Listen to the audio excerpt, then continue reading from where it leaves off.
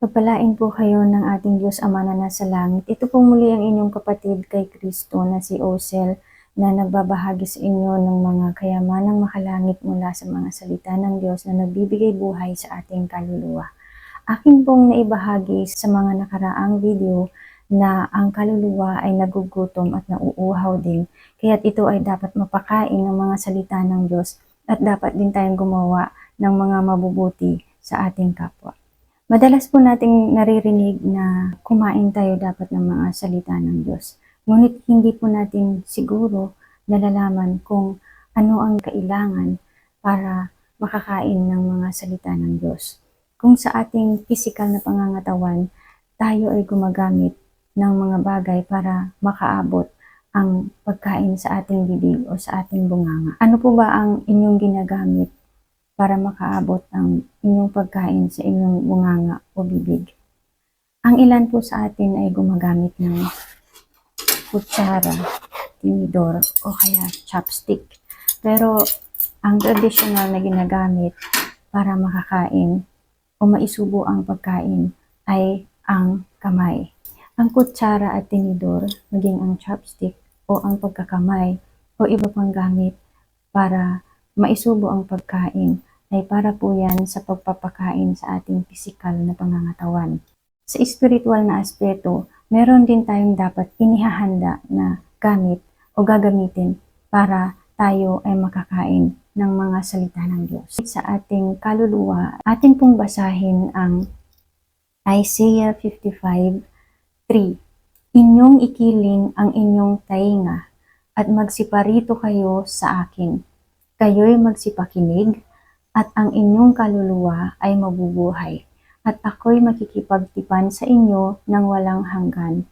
Ang tenga po ang isa sa mga kailangan nating ihanda para makakain ang ating kaluluwa ng mga salita ng Diyos. Dahil sa pamamagitan ng pakikinig, napupunta po sa ating isip at tumutuloy po sa ating puso ang mga salita na ating naririnig.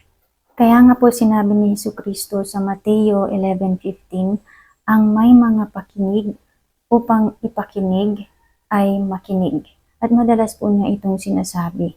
Ngunit hindi lamang po ang ating tainga ang kailangan para umabot ang mga salita ng Diyos sa ating isip at puso o kaluluwa.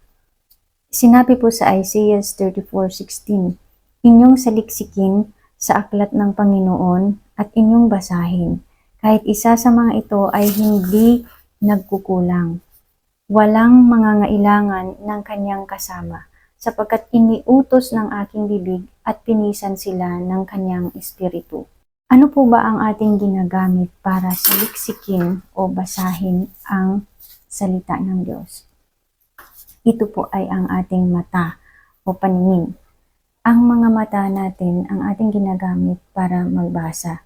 Magbabasa po tayo para marami po tayong malaman mula sa mga salita ng Diyos.